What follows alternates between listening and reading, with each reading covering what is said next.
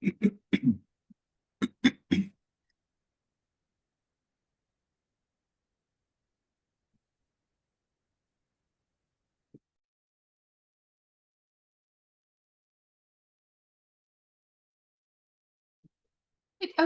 good afternoon, everyone, and hello and welcome back to a new year of our British Institute for Libyan and Northern African Studies lectures. So for anyone who does not know me, I'm Nicole Sheldrick. I'm the Assistant Director of BILNAS, and we are just delighted to have everyone here and to get our lecture series started again.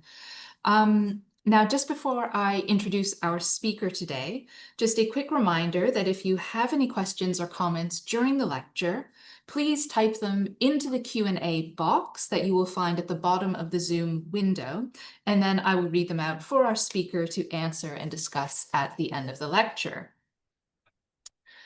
So today, we are really pleased to have one of our recent grant holders, Dr. Anwar Tlili, to talk to us about his work in Tunisia, which he did as part of the grant. Dr. Tlili earned his BA and MA from the University of Tunis 1, before completing a PhD in Cultural Studies and Sociology at the University of Birmingham. He is currently Senior Lecturer in Cultural Sociology in the School of Communication, Education and Society at King's College London, and his research interests are in the areas of sociology of culture and education, focusing specifically on art-based informal education and civic public engagement. He's carried out research and written on the themes of social justice and civic and democratic engagement in and through cultural participation, cultural policies, and cultural organizations. And today he is going to speak to us about street art and civil society in post-2011 Tunisia.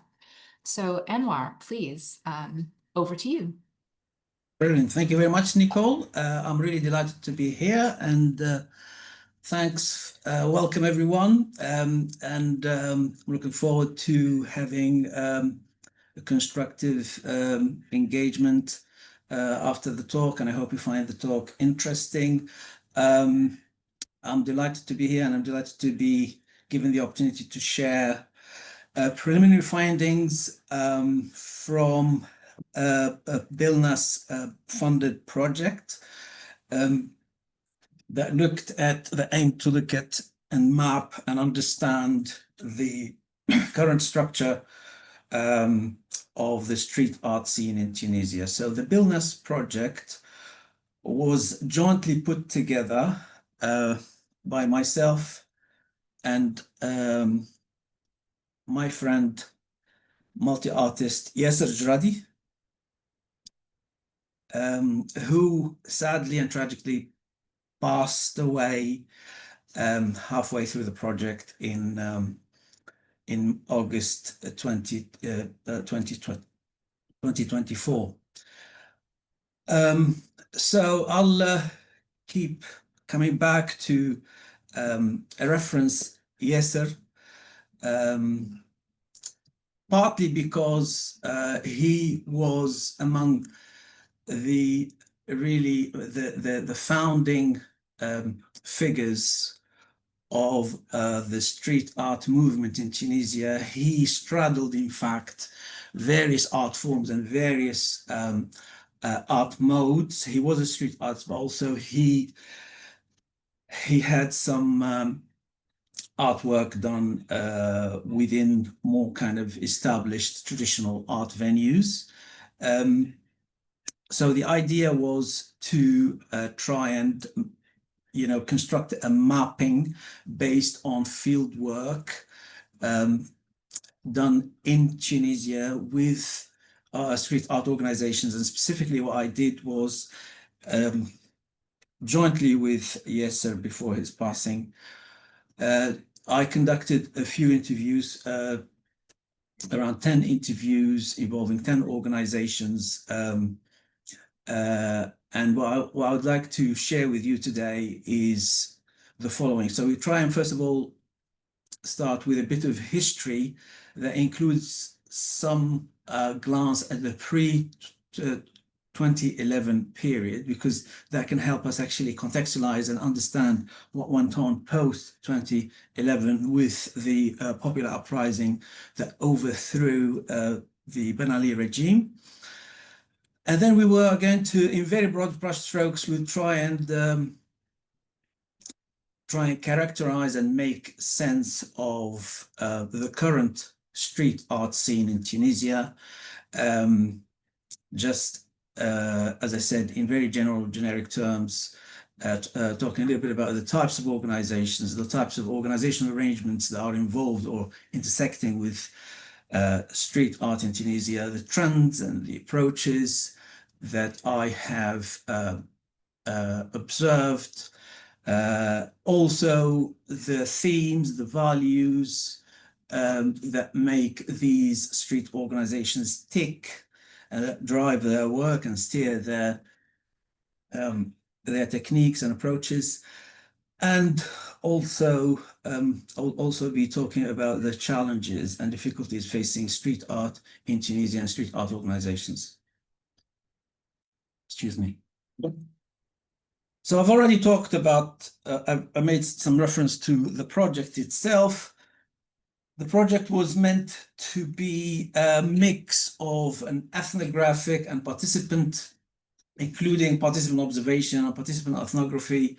And also it was meant to involve an element of co-research, if you like, joint, whereby our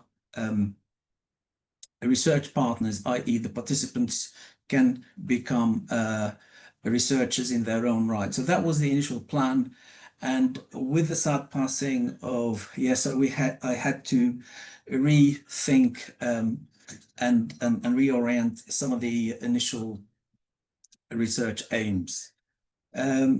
So in terms of what I'm going to be sharing with you today, so it's going to be a mix of some reflections on the street art scene in Tunisia, informed by the responses that I gathered, conversations that I had, the exchanges that I had with some key players in the street art scene in Tunisia, as well as my observations, both virtual, online observations, because many of the street art organizations have a substantial online presence, as well as in-person, in situ observations.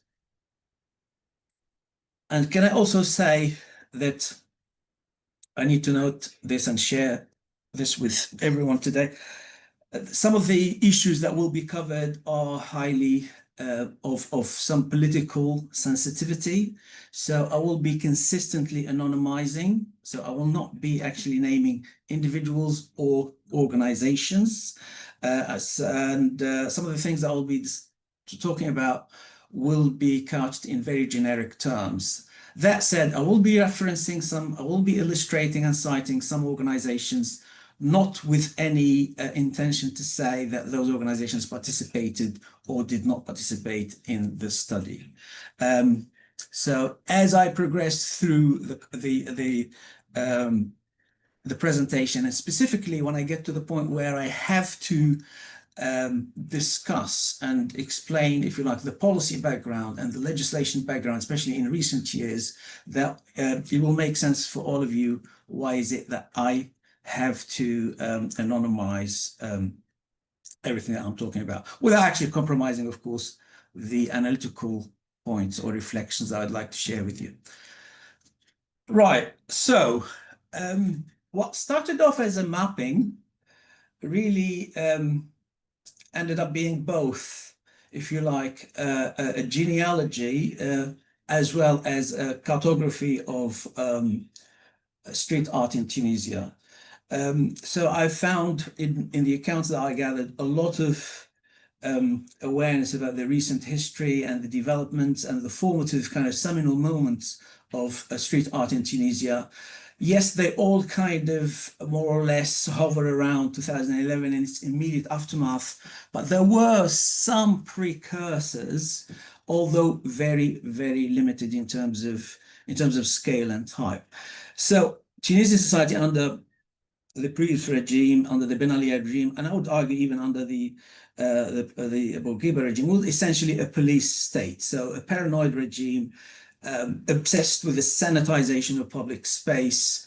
And so that was everything that street art has every feature where street art cannot thrive and cannot even start to exist. So in that sense, little could have been described, it could be described as street art in the pre-2011 era. And where it existed, it had to fit into 2 or 3 molds, 2 or 3 kind of, straitjacket templates for its existence. Either the art that is officially sanctioned to exist on the street, it is state-sponsored, whether that's in the form of public festivals or public murals that are politically safe, sanitized,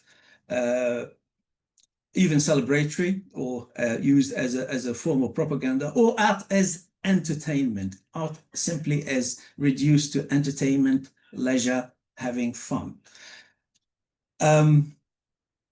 Now, thirdly, there was a few rare pockets of exception, a few exceptions of independent street art activity. And I need to note that those few exceptions were confined to performing arts. I'll come back to the problem of defining what we mean here by street art in a second. But the thing to notice, and here I can cite 2 examples of 2 street art organizations that predated 2011, namely La Rue, l'Organisation La Rue, founded in 2007, and then the dancers, the group or collective of dancers who were informally kind of networked, who were doing street dance in the region of Gabes specifically, in the south more generally, and who after the 2011 uprising, they formed Danseurs Citoyens Sud, the dancing citizens of the south. So those are very, very few exceptions. And I think my understanding and my observation is that they are confined to performing arts and specifically to dance. And I think that's not too difficult to explain. And that's because the paranoid regime of Ben Ali was basically did everything to make sure that those arts specifically that can carry and articulate a verbal message, they are kept under strict control. And so it seems to have been based on the assumption that dance is a politically safe art form, because you can't, and this is actually the misconception, you can't use it to express and put across and communicate a political message that's critical of regime or a protest. Unlike for example, unlike vocal songs, unlike theater, of course, and spoken word. So now I'd like to digress a little to share with you a few conceptual issues with regards to how to define and how to conceptualize what we mean by street art. And there's a little bit of good news and bad news. The bad news is that there is no standard definition and there's no consensus for what street art is. And the good news is that there is no standard definition and no consensus of what street art is. The reason why that's bad news, I think, that can create lots of kind of infinite controversy about what counts as street art, what's outside it. That can also create certain boundaries and exclusionary practices, various other things, and also can create a field of power whereby certain people or certain organizations, they dominate the street art field. So the fact that, and this is where the good news is, the fact that there is no standard definition makes it more open to accommodate new practices that are not predetermined by a certain kind of normative definition of what street art is. And the other thing is that it's not that bad as news, because there's no such thing as a standard and widely agreed upon understanding and definition of what art in itself is. And that is the case actually even with regard to science, which prides itself on objectivity and so on. So the fact that there is no standard dominant definition of what it is not necessarily a bad thing if it's used constructively to leave the space open for new kind of uncharted territories of creation to emerge. There are some sticky points that I'd like to point out that have caused a lot of debate around within the street art community, if that is the word, scholars, researchers, even policymakers and practitioners. There's the question of boundaries, street art versus mainstream art versus venue-based art or establishment art, if you like. And then what problematizes this boundary is the crossing, the crossovers, and the movement back and forth, as well as the blurry and gray areas between the two, as I will explain and illustrate later on. And there's also the boundary between street art on one hand and non-art on the other. There is a question of legality versus illegality. So street art, in terms of how it started on the global stage, so it's usually traced back to the 1960s, New York specifically, with graffiti emerging as a form of expression, specifically as a form of anti-racist youth counterculture expressing themselves and actually, if you like, expressing themselves against all odds, because all other means of expression were denied to them. And so in those, there is this idea that street art is by definition subversive, almost has to be done as anti-establishment. There is an element of transgression associated with it, so much so that it's become part and parcel of how it is defined. And then there are the new waves and different waves of street art that actually would argue, no, not necessarily. It doesn't have to be illegal, doesn't have to transgress, doesn't have to be, in that sense, anti-establishment. And the other thing is, which actually blurs the boundary between legality and illegality, is the fact that so many artworks, street art, graffiti artworks, and murals started off as illegal, and then they got incorporated and even commercialized and institutionalized.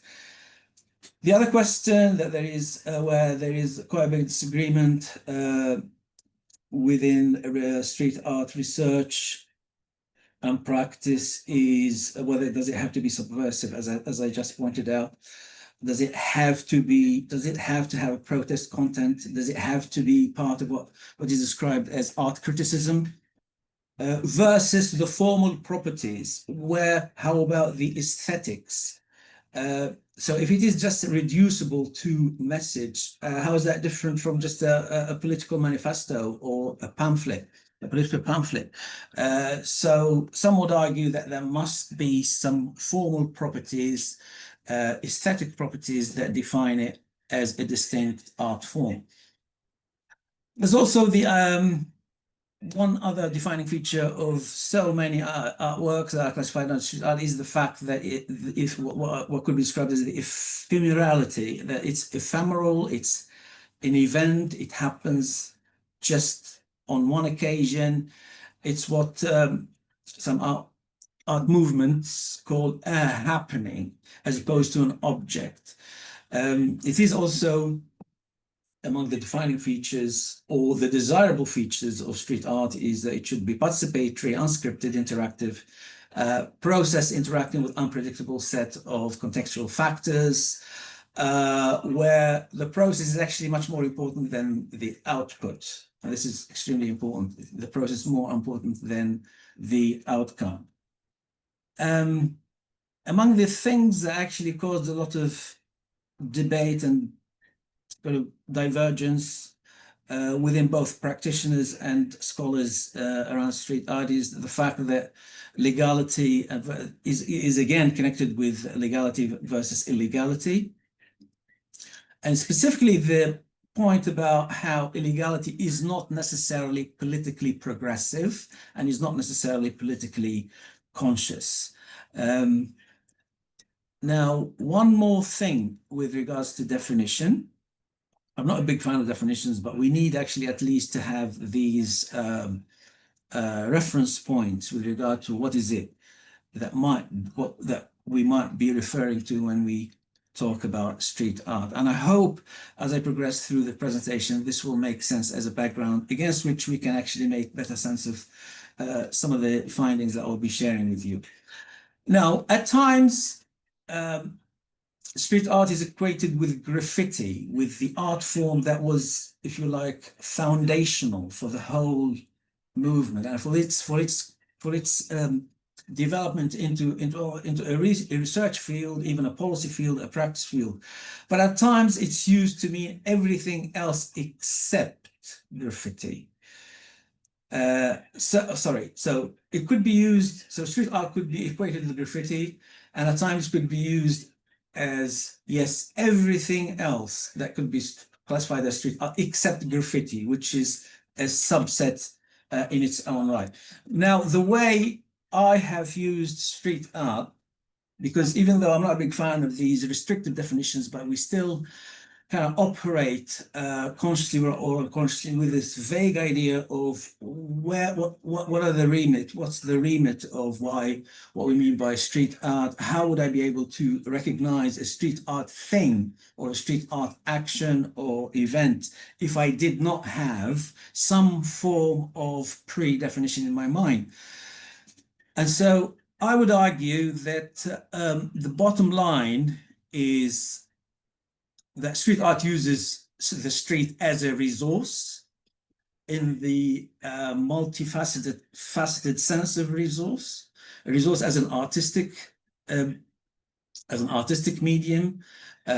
Also, you could argue people, passers-by, users of the street, random encounters with people, all of that could be seen as part and parcel of the resource.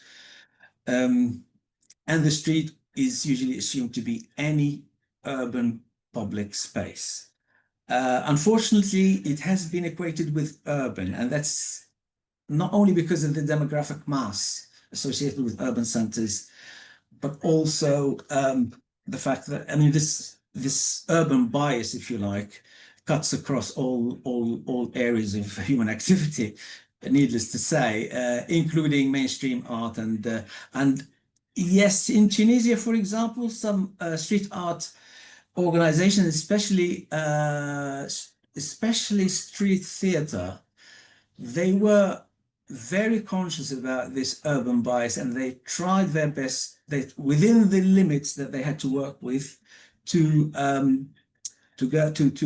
try to overcome this bias. And so, some of my interviewees were reporting some really fascinating stories about taking street theater to places, to some remote areas and villages where people had never seen any artwork, any artwork or any piece of theater, where there is no art related venue at all in those small villages, with some fascinating results.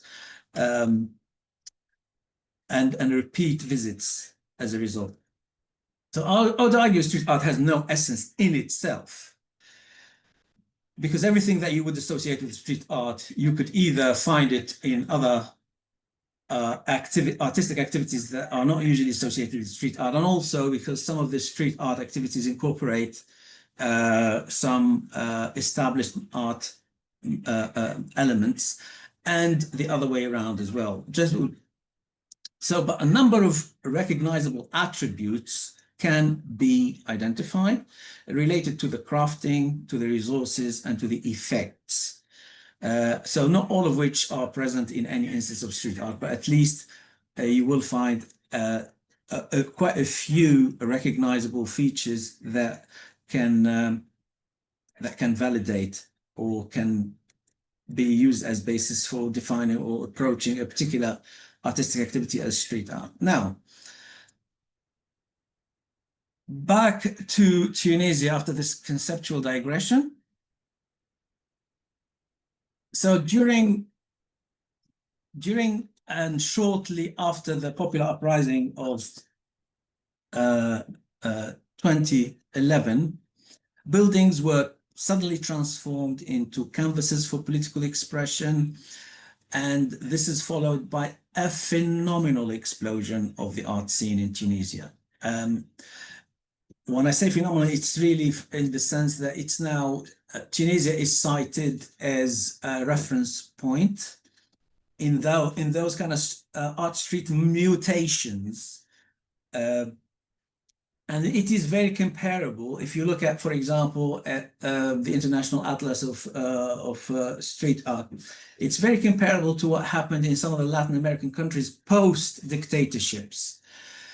So the paradigm case is always Chile, with Pinochet and what happened straight after, and how the streets were suddenly transformed into open-air galleries and stages and various other kind of venues for various artistic expressions. And something similar, but although not on the same scale as Chile, did happen in Tunisia. And I'll come back to unpack what happened and and how that actually served as an incubator for subsequent developments in the street art scene in Tunisia. And this explosion of street art was epitomized in what came to be known as the Kasbah 1 and Kasbah 2 sit-ins and occupations of the Kasbah Square. I'll explain what we mean, what I'm referring to here. So as you can see here, these are photos, snapshots of the Kasbah 1 and Kasbah 2 sit-ins. The Kasbah 1 and Kasbah 2 sit-ins were basically consisted of, in the immediate aftermath of the 2011 uprising, many people in many regions, especially young people, felt that that Tunisia was heading towards a path of betrayal of the initial objectives and principles of the revolution. And what they did was they gathered on the Kasbah Square. The Kasbah Square is bang in the middle of Tunis, the capital, and it's literally across the road from the Prime Ministry and various other ministries and high-ranking kind of offices linked to the Prime Minister and to the executive power. And so the Kasbah Square saw literally thousands of people coming from different regions and setting camp, really camping for around 2 months, from January through to late March, demanding real substantial change, but also demanding participatory for, I mean, some of the demands and some of the expectations could be seen as utopian and non-realistic, but still there was an element of a kind of young political naivety that was taken on board, and that shaped to some degree some of the kind of the turmoil and fluctuations that happened during that period in the Tunisian government. With some limited success, yes, but the Kasbah 1 and Kasbah 2 were not, in my view, their significance does not lie primarily in what they managed to achieve or not achieve immediately and straight in response to those occupations.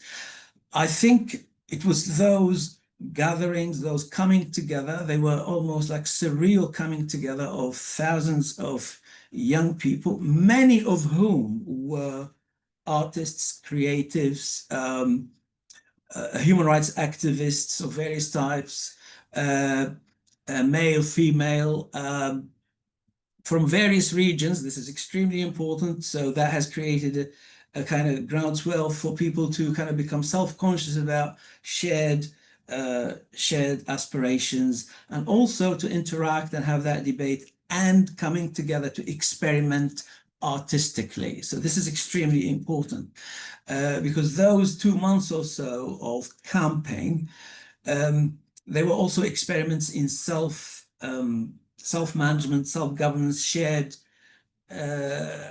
responsibilities. So they almost operated like a commune. You know, it reminded me, I don't know, it reminded me of how the parents' commune was described in some of the literature, some of the historical literature.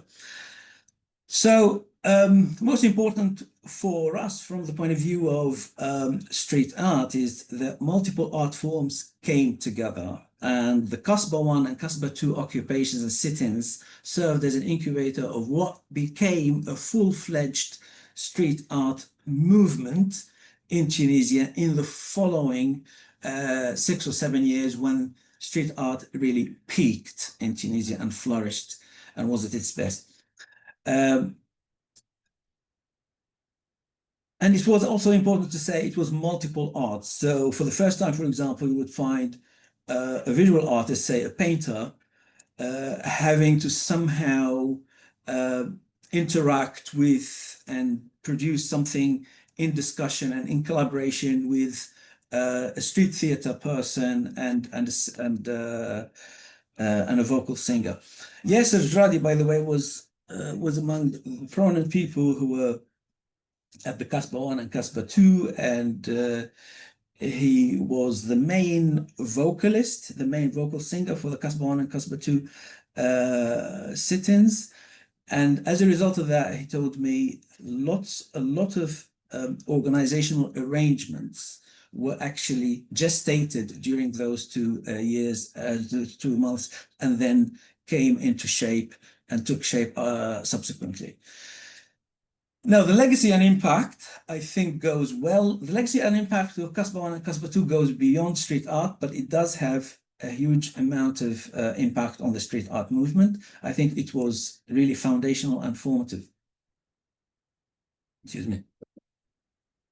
So it was the birth, for example, it was the birthplace and conception of several organizations like Ahl al-Kahf, an organization that was focused around calligraphy and graffiti with very, very strong political and oppositional message.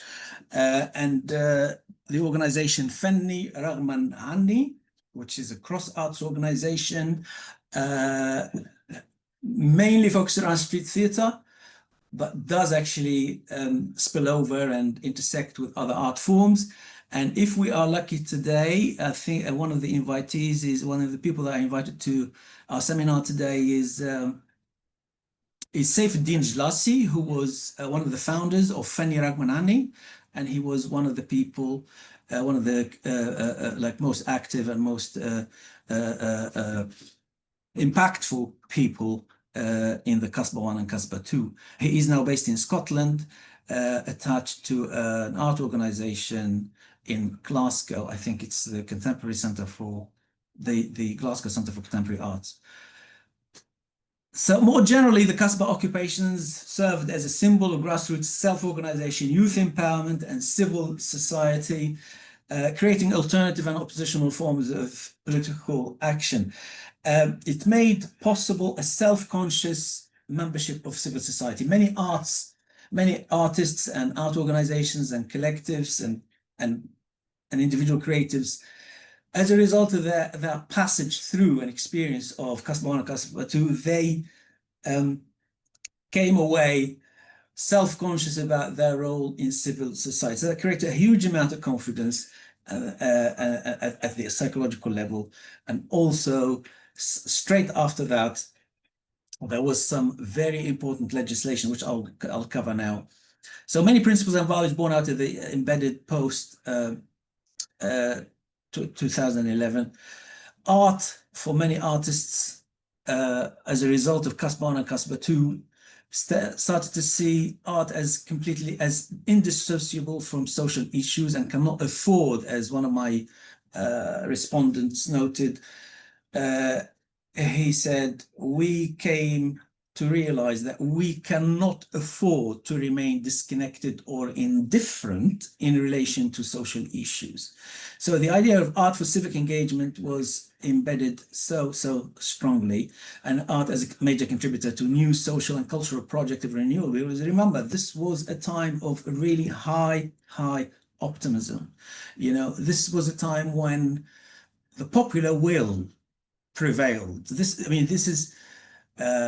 is the time when people felt like, you know, there's a famous Tunisian poet, Abu Qasim Shabi, and he had perhaps his most famous verse is goes along the lines of, and if we have a better translator among the audience, please do let me know later. So it goes, if the people willed life, fate will have to respond, or if you like, fate will have to submit. So their self-perception was that they defied fate, the fate of a dictatorship that for a long time looked like an eternal thing, an eternal daily disaster. And then suddenly they defied fate. And so that was a time of high optimism for good reasons. There wasn't an element of naivety about it, but I think for me it was fully understandable, given the circumstances and given the momentum, the momentous stage that they were going through. Also, among the takeaways, if you like, from Casbah 1 and Casbah 2 experiment is conscious attempt to break away with elitisms and departing from equating culture with entertainment. An example, another interesting example is Danseurs Citoyens Sud, citizens dancers of the South. And their name, their logo embodies this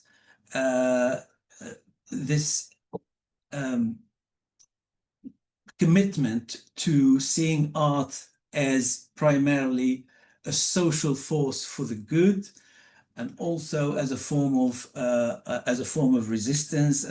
Danseurs Citoyens Sud, they've been doing fantastic work in connection with various social justice issues, including gender equality, socioeconomic inequalities. The environment features very prominently, and also equally, because they are located in the South, the anti-racism and anti-xenophobia programs and various other things, especially with the recent waves of xenophobia towards sub-Saharan Africans.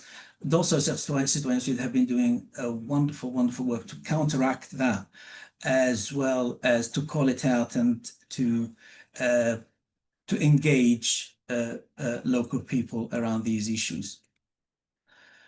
Now, there was a legislative framework that tried both to catch up with the momentum that was created by Casbah 1 and Casbah 2, and also provided a really good, decent legal framework, what came to be known as Decree Law number 88 of 2011. Excuse me. It essentially liberates the public sphere, if you like, and provides guarantees for associative life and NGOs.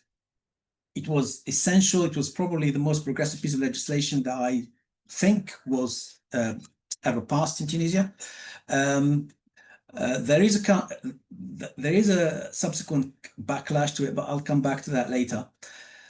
So after 2011, many civil society organizations flourished under these protections pertaining to human rights, accountability, social services, civic initiatives, and organizations relevant to street art, which is what concerns us the most today. Just to give you a brief idea about its provisions, just a summary of its provisions: the right and freedom to form or join an association without prior authorization, i.e., it's what we call a notification regime as opposed to an authorization regime. If you want to set up, join an association, you just need to send something to whichever relevant body of the Home Office, say, for your information, this is happening. Thank you very much. Okay. So this was like, completely the exact antithesis of what used to be the case just a few months before under the previous regime. Yes, and receive. I mean, I'm not going to go through all these provisions, but they are quite progressive, and they provide also guarantees and with, of course, that comes with duties, but the duties and obligations are really, they go without saying that any responsible civil society organization, you don't have to make a duty or an obligation on them to do these things, i.e., for example, abiding by principles such as democracy, transparency, human rights, pluralism, legality, or prohibition on inciting violence, hatred, discrimination, etc., etc. So it sounds, I mean, for street art organizations, this sounds like preaching to the converted. Of course, they are there to do precisely these things. So this was a very healthy development and has prompted a blooming, like a flourishing of civil society more generally, including the street art scene. Now, I just want again to digress quickly to, in broad brushstrokes, just to kind of give you an overview of the history of art and cultural policy in Tunisia from the 1950s onwards, under the Bourguiba regime. So the state under the Bourguiba regime, and here we're talking about from the 1960s. I mean, Tunisia gained independence from France in 1956, and it wasn't until the 1960s that culture and the arts actually became kind of part of the policy agenda in Tunisia. So the model for the Bourguiba regime was to link culture to the cultivation and the edification of the nation. And as a result, cultural policies were bound up closely with education. And this is, we're talking from the 1960s to the 1980s. From 1987 to 2011, culture was linked, it was policed, meticulously policed, especially if it is to not be confined to like limited circles. So it's to be, and also linked to sustainable development and cultural industries, which was echoing broader global trends. So stage one and stage two, essentially cultural policies were the domain and the exclusive prerogative of the state, while in the post 2011 era, there was a tendency to experiment. At least it was experimental. Yes, it was tentative. It didn't have a clear midterm or long-term vision, but there was a move towards a partnership with civil society, i.e., art and cultural policy is the business of state partnering and working in tandem with the main players in civil society. So that was the model, or at least the aim and the aspiration. And importantly, cultural policies were linked, at least on paper, to the business of decentralization. This is, of course, has to be understood against the background that Tunisia, among the really deep-seated big historical problems of Tunisia in the post-independence time onwards, is the uneven development between regions.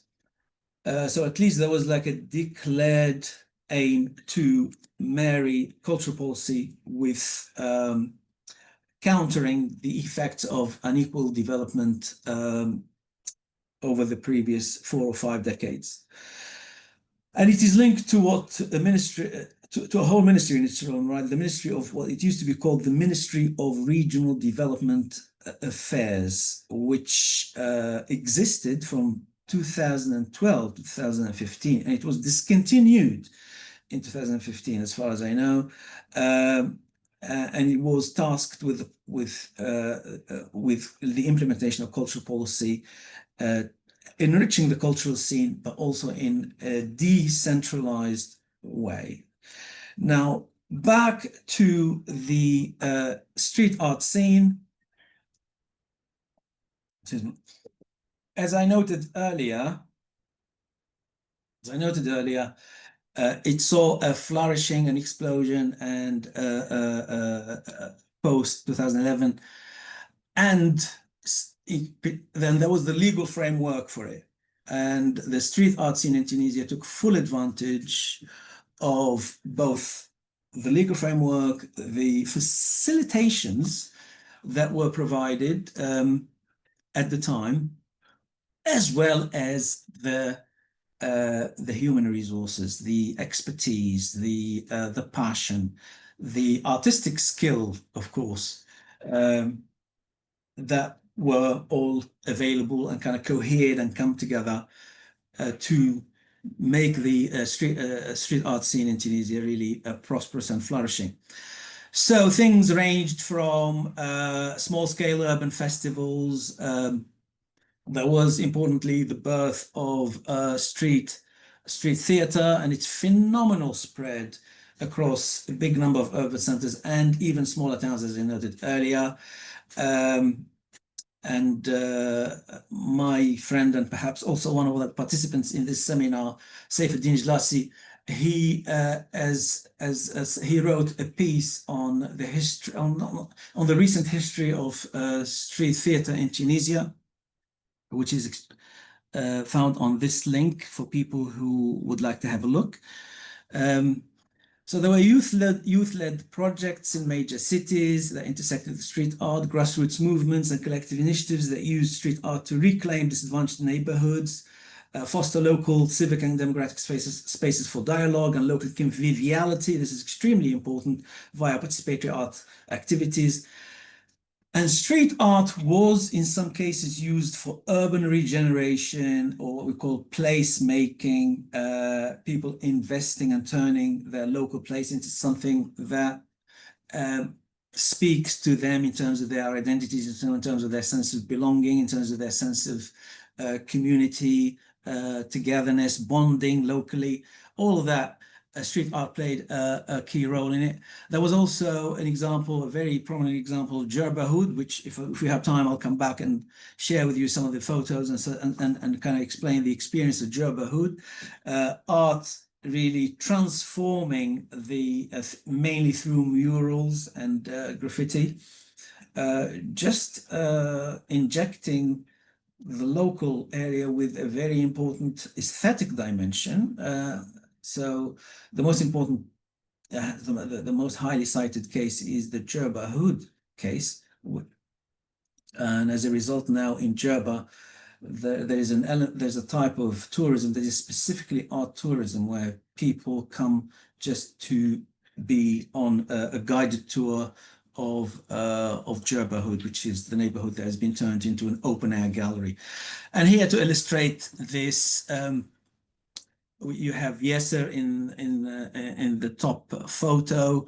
He was doing, and this is part of the kind of street art, just to illustrate the diversity and the variety. So Yasser here is doing a workshop with, it's a pottery workshop. By the way, Yasser was a multi-artist. So he was a calligrapher, he did pottery, he was a musician and singer. And so this is one example that just to illustrate the variety of street art activities. And the bottom photo is of my friend Abdelmunam Shwayet, who is a cinema person, who is an actor as well as a director, and he also teaches acting and drama. And this is Bnim Tir. This is a small village in the northwest of Tunisia called Bnim Tir. And Abdel Monam set up something that he experimented with along with his partner, basically cinema workshops where they try and engage local young people as well as people from different ages around acting, around performing. There was a little bit of what we call forum participatory theatre. And so here, this is another example of how mainstream art really intersects with street art and makes the definition of street art very porous and very accommodating. So Shwayet, he's, as I said, he's a cinema person, and he featured prominently on some movies, and he was even given in the Cannes Festival a few years ago. He was awarded Best African Actor of the Year or something like that. And then to use his caliber and go to a small little town and set up workshop for young people around filmmaking, around acting, around theater skills. It has a huge amount of benefits, and I cannot even begin to describe how important that is for a small village like Bnim Tir. I mean, most Tunisians would have never even probably heard of Bnim Tir. And because of the successful experience of the first year, that as a result became an annual thing in this small village of Bnim Tir. Right, so there was these are the bright moments. This was the golden age, although I never believed there was any such thing as golden age, the golden age.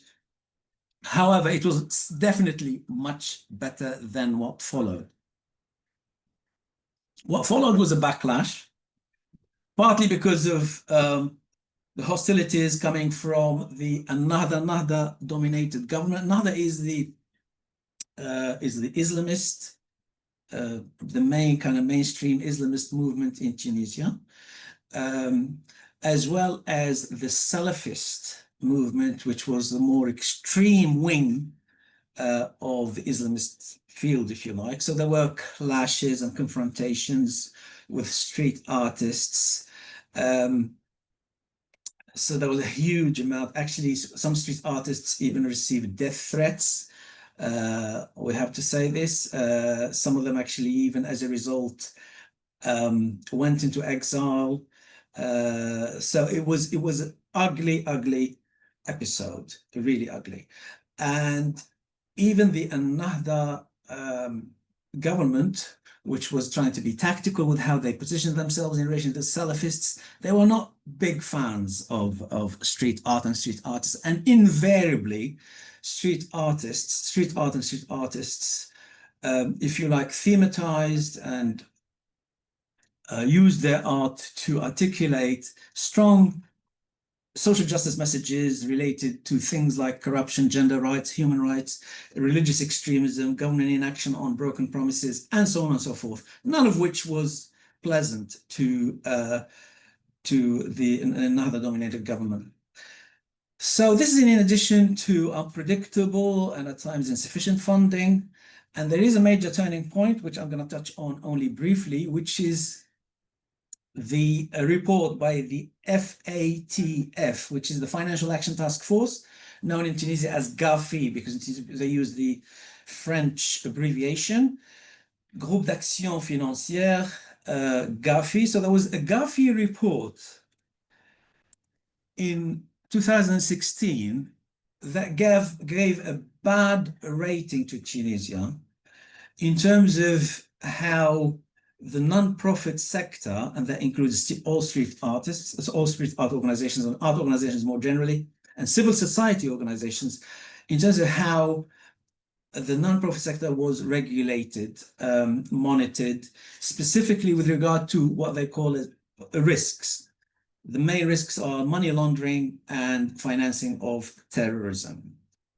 Okay, so Tunisia was found to have some gaps in the non-profit sector, considered a risk, given a bad rating, although they had two, GAFI has had two main criteria. One is technical compliance, which is to do with the legislative framework, and one with effectiveness, which is to do with the implementation.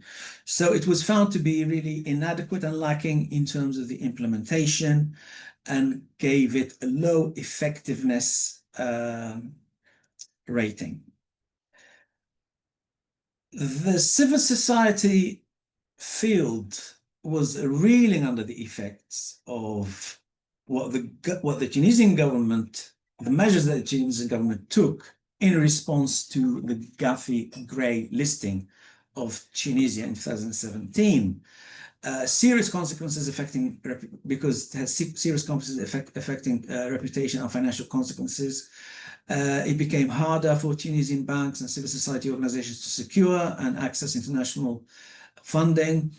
And a series of legislations came to pass between 2016 and 18 that tightened rules on NGOs, reporting obligations, oversight by central bank, etc., etc. And in 2019, Tunisia was removed from the grey list. Now, so that was achieved. However, the governance mode that was adapted to respond to the Gafi requirements they survived this crisis period, if you like. And there were things that became incorporated into the mainstream standard way of regulating and governing civil society organizations, including street art organizations.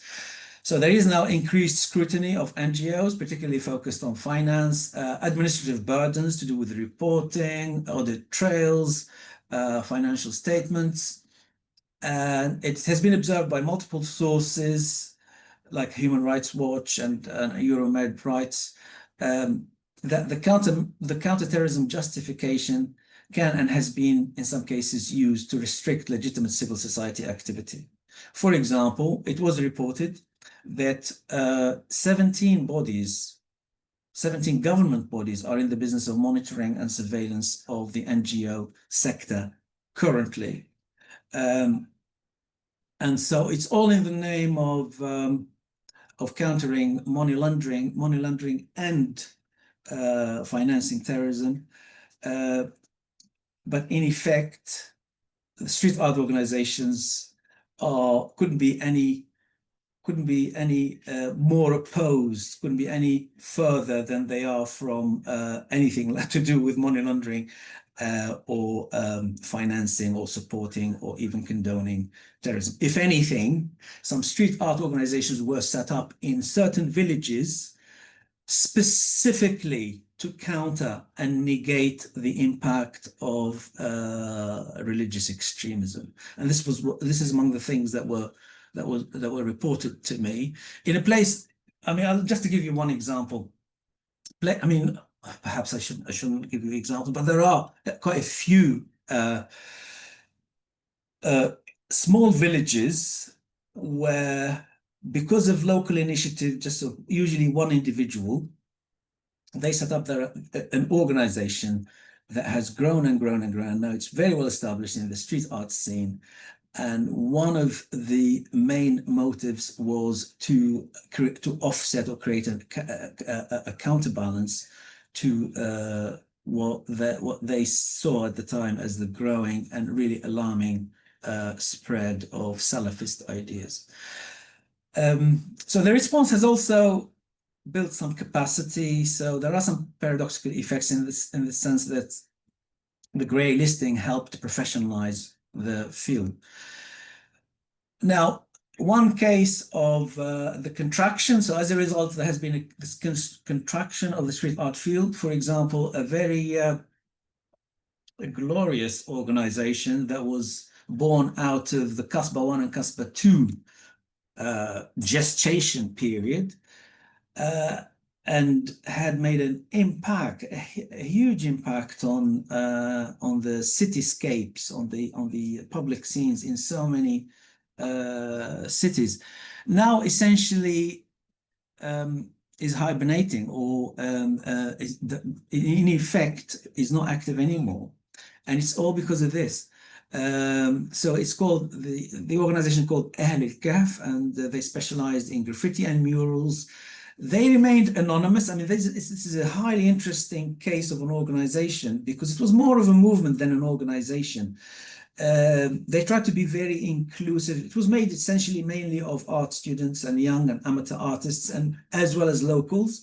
So they had a motto that everyone can chip in. So, and they consciously resisted the idea of fixed membership or even authorship. And they inspired so many other graffiti organizations and graffiti subsequently.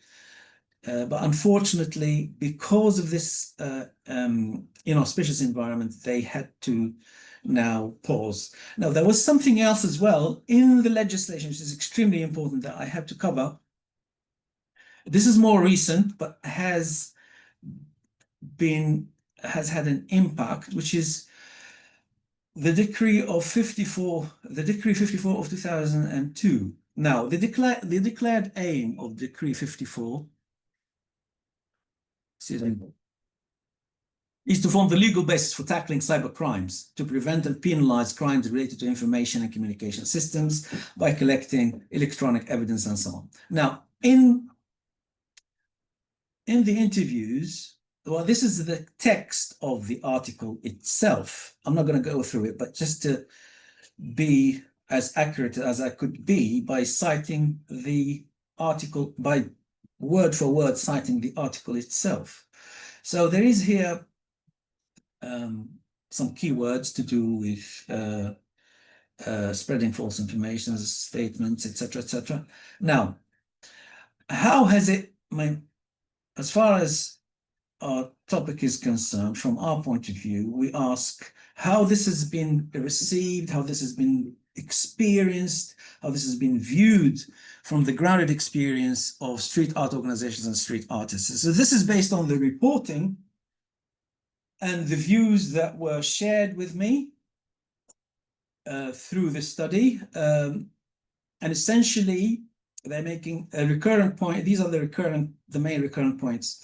Used less to fight, that this law has been used less to fight cybercrime than to restrict space for independent creative creation and expression and critique and create deterrence for freedom of expression, which it has been noted is the lifeblood of street art. Created a lot of self-censorship as a result. So there are a lot of calculations about what's legally risky, what's not. Some aspect of street art had to steer towards the entertainment and leisure pole and kind of compromise, tone down, or even suppress anything to do with engagement with social issues and commitment to social justice issues. Some did continue, by the way, regardless.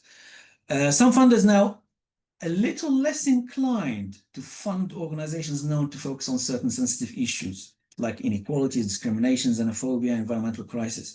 And this is in addition to many gray areas in the current mode of government, as it was noted. Now, just again, in broad brushstrokes, the existing landscape, this is how I would characterize it in terms of trends and strands, organizations tied to annual festivals.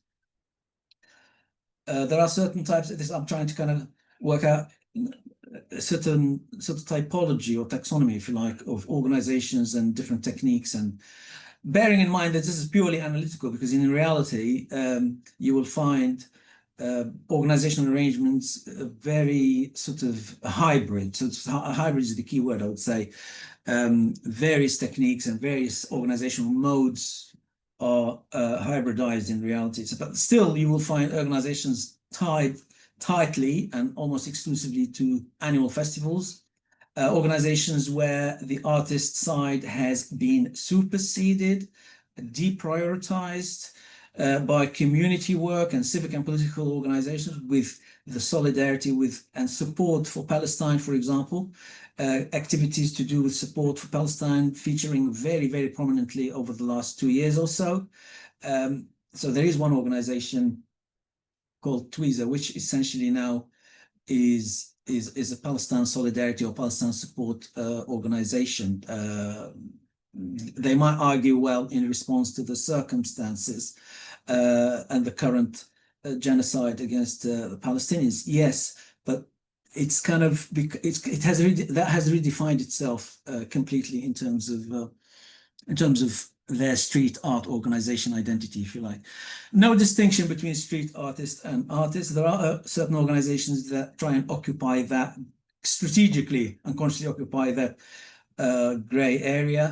Street art as an agent of democratization. Many see themselves as one of my interviewees put it. He said, "We are the Robin Hoods of culture and the arts." In other words, doing this redistributive role. And there is the big thing about urban regeneration and tourism. I am becoming mindful about the time. Other areas of work, of course, do include social justice issues of various types, of all sorts, including the environmental crisis. But I note in particular in the region of Gabes, because of the environmental catastrophe in Gabes, practically the street art organizations, you will see that reflected among the top priorities of local street art organizations. They also see themselves and play and undertake the role of lifelong learning providers in an arts-based way as much as possible. So one of my interviewees described themselves as, oh, in one big dimension, we are the open university, but we are an open university for civic engagement on the ground. I was going, if I had time, more time, I was going to actually share with you the cases of the Djerba case, but these are the links for you to. So the Djerba is a very, very interesting case, and seen worldwide as a kind of reference point, as a benchmark. It's located in the historical and multicultural Riyadh area in Djerba. It's highly multicultural. It's very symbolic as well because it epitomizes the conviviality and coexistence of Tunisian Jewish people and Tunisian Muslims and Arabs and people of different faiths and non-faith people and so on and so forth. So it has that iconic value. And so this highly interesting project it was conceived and led by Mehdi Ben Sheikh, who is a French Tunisian art manager in 2014, and the aim was to use the typically traditional whitewashed houses and narrow alleyways and literally turn them into canvases. Okay, canvases, and turn the whole of Djerba, or at least not the whole of Djerba, the Riyadh. It's also called Hara Saghira. And on the edge of it, you find the very historical, very highly historical synagogue of Ghriba. So it has such a huge cultural significance, and turning that and actually adding another aesthetic layer, public art aesthetic layer to it, or street art aesthetic layer to it, just put Djerba as a whole high up on the map of art tourism. Not that Djerba lacked tourism. It's a highly touristy island in the south of Tunisia, off the southern coast in Tunisia. But this experiment in itself illustrates another dimension of street art. Yes, well, the political message is not really in the foreground. It is there. So there were some, but let me first just quickly give you an account of what it's all about. So overall, it was launched in 2014 and conceived by Mehdi Ben Sheikh, and the aim was to transform Djerba into an open area, combining traditional North African architecture with contemporary street art. So there were over 150 artists from 30 plus countries participating and representing multiple continents. And they produced something like 250 murals. Internationally well-known artists like Swoon, C215, ROA, El Cid, and various other people. So styles and themes were highly interesting, but I'm not going to go into detail. But the most interesting thing is that they ingeniously they created things that respected the local architecture, and made a conscious attempt to integrate seamlessly with the architectural canvas. So they used the real life geometry of doors and corners and various other things to build to design their murals, and it's produced some fascinating work. If we have time, I can actually take you later on, but I'm not going to do it now. I was hoping I might have time to use this link because you could see some fascinating stuff as an exemplification. But do let me know if you want me to take you to their main website just to see a couple of illustrations. And then the other example that I wanted to share with you just to illustrate the spectrum, the really diverse spectrum, is Dream City by La Rue. Dream City is a biennial multidisciplinary art festival held in Tunisia, founded by Salman Soufiane Wisi in 2007. This is one of the very few exceptions whose founding predated 2011, generally cited in Medina, Tunis, the Medina of Tunis, the old city, and the festival uses public, unusual heritage spaces, streets and rooftops and depots and courtyards, old houses, some really counterintuitive places to kind of appropriate them at the moment temporarily as sites for installation and performances and multi-arts, and produce some site-specific works that relate to the history and architecture and social and political life. And it is international in terms of its input. So every 2 years, so many people would descend from artists from around the world will descend on the Medina of Tunis, and they would turn it into a wonderful hub of it's like a beehive of artistic activity. I think it has just passed the latest version of it, and unfortunately I wasn't able to attend it because it clashed with time. Recent editions focused, just to note, on questions of borders, migration, social solidarity, and the environment, given the topicality and the currency of these issues. Continuing challenges, I covered quite a few, but these are a few more that that street art organizations, street art people have to grapple with.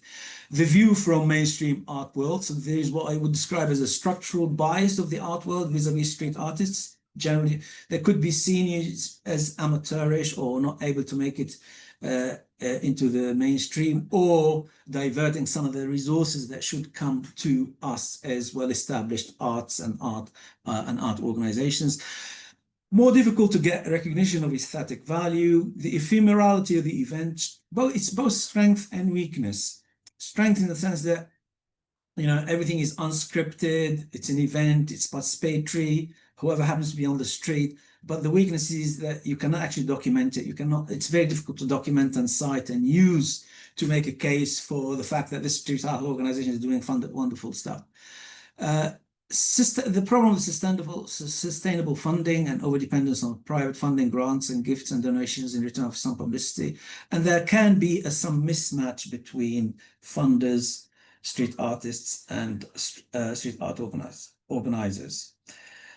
So this is, I think, brings me to the end of my presentation. I'll be very happy to elaborate on anything that you'd like to ask me more about, and to ask me to elaborate more about. I'll just leave you with these two examples of street art, one of which, so the one at the top to the left, to the right, is from the Jerba Hood, and the one at the bottom to the left is, I think it was Fanny Rahmani, but it carries a very kind of ironical and satirical message. So, but please do let me know. So I'll be very happy to take you through a couple of snapshots of the really, really rich wealth of examples that we can find on the Jerbahood website. Well, thank you, and I'm looking forward to having an exchange and chat. Over to you, Nico. Wonderful. Thank you. Thank you so much, Anwar. That was really, really fascinating. It's certainly a topic I don't know a lot about, although I have been to the Jerbahood, and it is absolutely, it's wonderful. I recommend anyone to go, or at least to check out yeah, the website. Perhaps you could pop the link in the chat that Right. people could click on to go have a look at. So shall I stop sharing at this moment, or As you like, people can look at the lovely images. okay? But yeah, it's up to you. Yeah, so we will open up the floor to questions. But perhaps while people kind of absorb, I will start with one. Yeah. Um, I was wondering whether you might see you kind of touched on this a little bit, but I was wondering if you might speak a little bit more about whether there are any trends that you sort of observed in the different types of street art over time, because you spoke about, and it's something I hadn't really considered, but of course, really interesting, the fact, that some art is, like the graffiti, the wall art versus performance art. And I was just Mhm. wondering whether you had noticed any trends over time in the popularity of the different forms of street art, or regional or demographic, even so what kind of like broad trends have you seen across Tunisia? Yes, well, thank you very much, Nicole. That's a really interesting question. Now, there are certain variables that make certain types of street art more popular in certain regions as opposed to others. One of them is the random factor of people who happen to be local, who have certain skills that go in one direction as opposed to another in terms of artistic skill, in terms of the art form. Okay, so if I could come back to the example of Danseur Citoyen Sud, for example, it was set up in Gabis in the south. It's simply because there happened to be a small nucleus group of people who were into break dance and contemporary dance and anti-dance and all that. And they were doing it in a very amateurish way pre 2011. And that actually sort of snowballed into what we know today as Danseur Citoyen Sud, which is, by the way, it's a landmark. It's just it's a reference point in terms of the street art organized, because it is now doing much more than street art. This is very interesting. So there was a process of institutionalization of some successful street art organizations. So a process of professionalization, I would describe it as a mix of professionalization and institutionalization that almost inevitably made them street art plus organizations. Street art in the sense that they continue to do street art, but they do so much more than that, like workshops they do partnerships with schools, for example. They do a lot of outreach. But in terms of, I would argue, in terms of the distribution, regional distribution, uh, I think graffiti, visuals, the combination of graffiti and calligraphy, which is now called calligraffiti. And one of the main contributors to Jerbahood is El Cid, who, thanks to his role in Jerbahood, actually put him on the map. And launched his prominent career. Not that he had a low profile career before Jerbahood, but now after Jerbahood he was commissioned. This is very important, by certain local authorities to work on especially old traditional towns in certain small, and so that is small towns and villages. So that's an important variable, is to what extent the local authorities were receptive, were supportive, wanted to really invest in, oh, yeah, we like Gerberhood. We'd like to have some of that here. Could you adapt it? Could you translate it? So some of that actually was cloned in a sense, but adapted in a very in creative ways by Elseed and other artists. Now, inevitably, I would say graffiti and color graffiti continue to be concentrated around urban centers. Okay. However, Elseed, for example, consciously is someone who is a strong believer in a rural inclusion. So some of his, I mean, I don't have the time and the opportunity to show you some of his work in some really what can be seen as a remote small villages. And it's the sort of thing that you can see from miles. You can see from a helicopter, or, you know. So that's, in terms of street theater, again, it is, I would say, it is concentrated around big cities, but there have been a lot of efforts to decentralize it through touring. You know, so street theater organizations, they do, and by the way, let me congratulate street theater. They set up their own federation. So the Tunisian Federation of Street Theater was one of the legacies of Kasbah 1 and Kasbah 2, because street theaters from different parts of Tunisia came together and found out about their commonalities and created their own commonalities. And as a result of that, some street theater organizations were set up, and that kind of cohered into what we call today the Tunisian Federation of Street Theater. So they have been doing some wonderful work touring with their street theater works. Now, there's the other thing is, of course, festivals. So you know, there have been an increase in the number of festivals as well as the types of festivals, some of which are driven by kind of street theater mentality, street theater approach. But as I said, it has to somehow cross-fertilize itself with more well-established art forms and art management forms. I hope that answers your question. Yeah, no, definitely. No, that's really interesting. Just to say, so we do have one brief comment from one of our attendees. So just about, you mentioned a poem at one point and a translation Yeah. a poem, and they've offered a translation. Yes, please. Yeah, They've thank written, you. if one day a people desires to live, then fate will answer their call. We'll It's answer a the call. translation I think they've Beautiful, found. beautiful. Yeah. That's very beautiful. Can I Mhm. see the chat? Is the chat available to me? It should be, yes.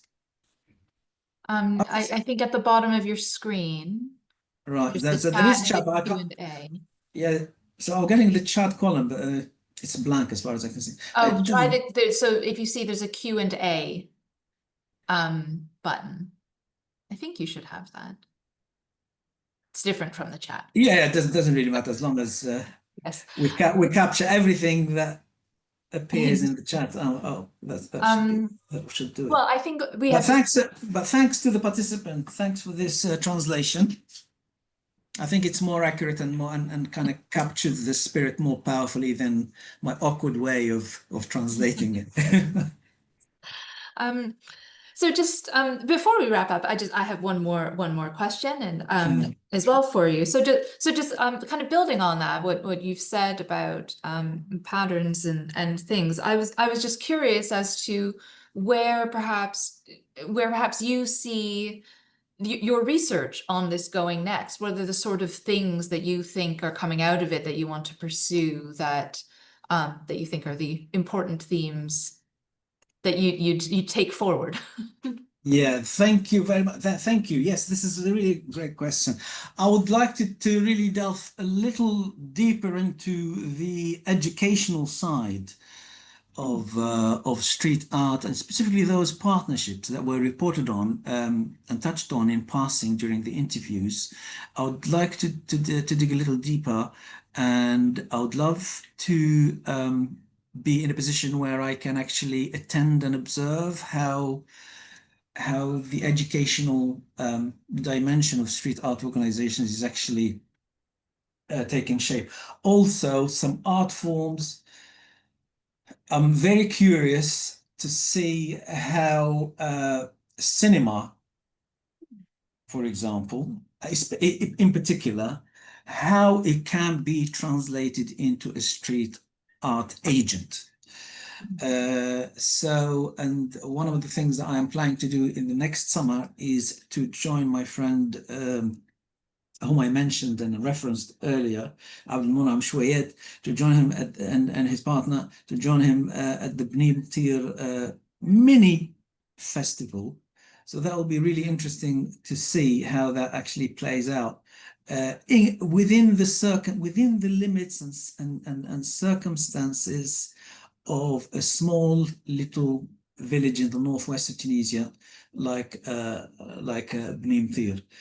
Um, so yeah, I think there are lots of potential lines of inquiry. The study has only probably scratched the surface of what is a really, really rich and prolific um, field of artistic creativity, much of which goes under the radar, uh, and much of which goes unrecognized, and it is in need of recognition. And because it's really, it felt, I mean, from the reports that I got, some of the activities that street art organizations did were quite, felt like they were quite empowering for and participatory and raised confidence, and there were some testimonies and feedback which was just surreal.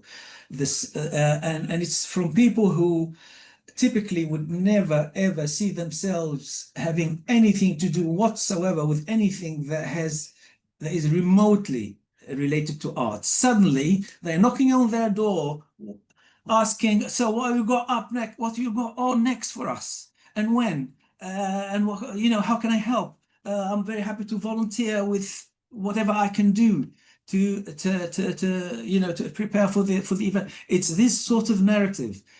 Um, so yeah, it's the Robin Hoods of culture doing really well. Yeah, well that's great. I mean, it's It, such a, yeah, this, like I said before, it's yeah, uh absolutely fascinating to learn yeah. about this, and Although, it's such a rich area, and so look yeah. forward to So hearing more about it, hopefully. there were, yes. So yes, I mean, and I really wanted to celebrate the achievements and the successes, but at the same time to celebrate them and emphatically by highlighting that they were achieved against all odds. And they were achieved against the odds and against the current of circumstances related to the socio-political atmosphere that are becoming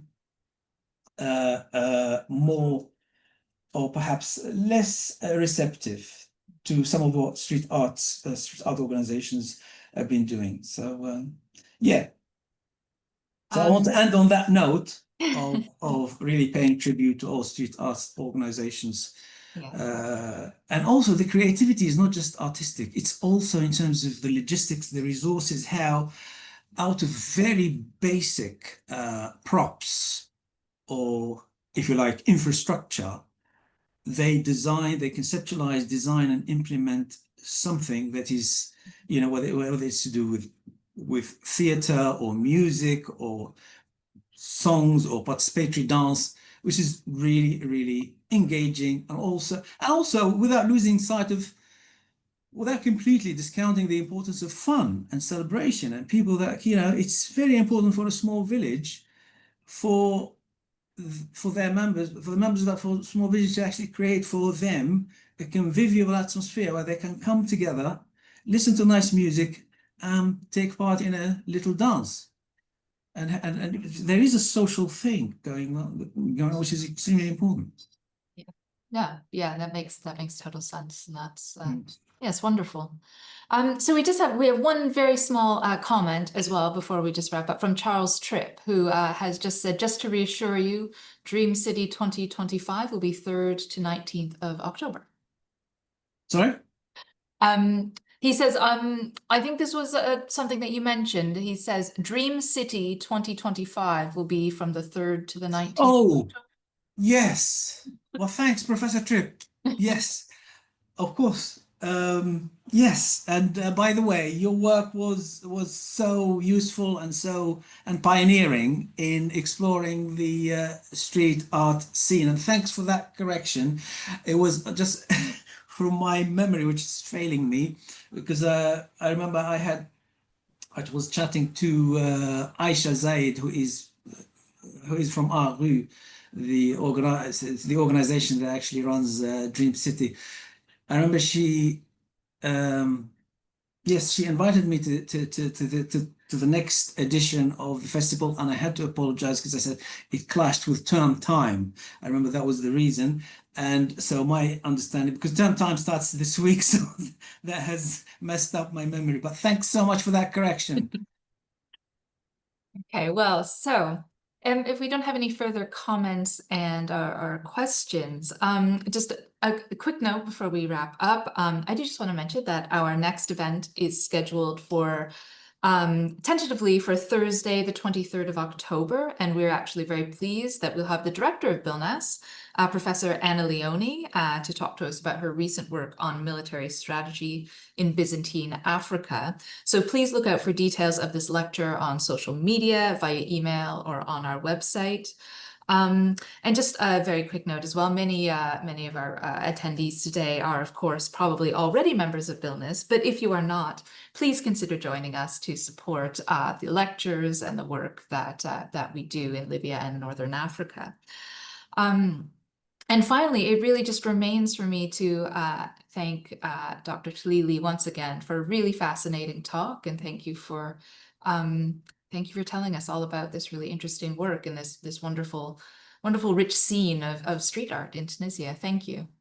Brilliant. Thank you very much. Thank you. Thanks to people attending. Thanks for the questions and thanks for those points. And yes, it's been great. And thanks for offering me this opportunity to share. It's our pleasure. Okay, thank you. Thank you very much, everyone, and good evening. Thank you. Good evening to you. Bye.